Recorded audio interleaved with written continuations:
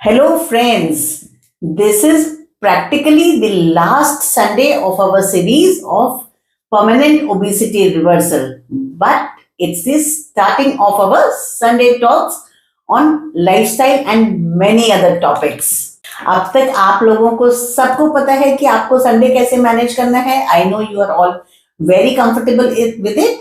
तो आप लोग संडे अपना आराम से मैनेज कीजिए. आज जो हम टॉपिक डिस्कस करेंगे वो करेंगे कि हमको अपने बॉडी का जो वेट मैनेजमेंट एक्सेट्रा है इसमें हमको क्या क्या चीजें मॉनिटर करनी होती है.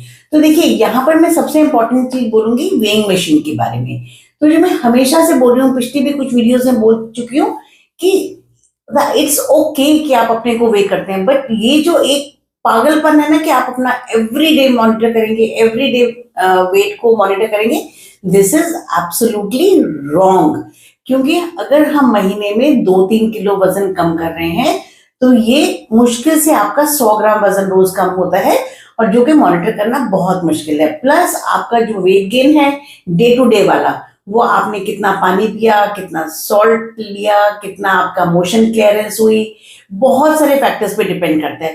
तो बेसिकली आप अपने लिए सिर्फ एक टॉर्चर का टॉपिक ले रहे हैं कि आप अपने वेट को रोज देख रहे हैं. आपको पता होना चाहिए कि आपका लाइफस्टाइल बिल्कुल ठीक है. तो आपको जल्दी जल्दी अपना वेट नहीं लेना है. शुरू में मैक्स टू मैक्स आप वंस अ वीक वेट लेंगे, और इसके अलावा फिर जब आप बहुत कंफर्टेबल हो जाएंगे तो once a month is also okay.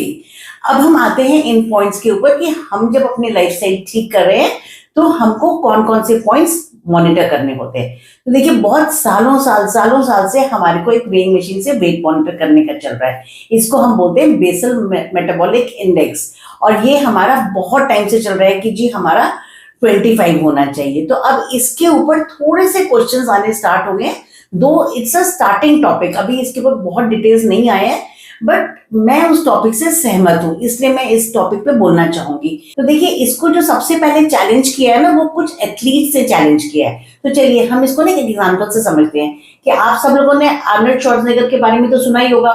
जब वो बॉडी बिल्डिंग फेज में थे तो his BMI was even more than 30.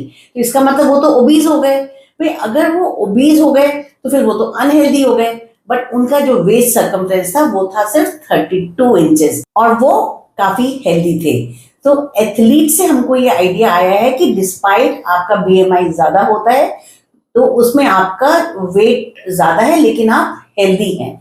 सो इसमें यहाँ पर आता है हमारा मसल प्रोपोर्शन. तो अगर हमारा मसल मास ज्यादा है और फैट का परसेंटेज कम है, so that is very healthy. In general आपका बॉडी का वेट हो सकता है थोड़ा ज्यादा हो, पर ये आपको ध्यान रखना है कि आपका मसल का वेट ठीक है.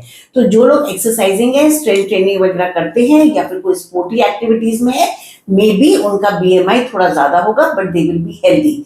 सो इसके लिए सेकेंड चीज जो हमको मॉनिटर करनी है वो करनी है वेस्ट साइज. ये फीमेल्स में हम लेते हैं 32 इंचेस और मेल्स में लेते हैं 36 इंचेस. सो अगर ये हमारा प्रोपोर्शन है so then we are healthy. और मैं आपको बोलूंगी कि आप अपने इस पर भी कॉन्सेंट्रेट कीजिएगा, बिकॉज अगर आपका सपोज कीजिए वेस्ट साइज 42 है, तो अगर 42 इंचेस से अगर आप अपने वेस्ट साइज 38 पर भी आते हैं तो यू आर गेटिंग हेल्दियर.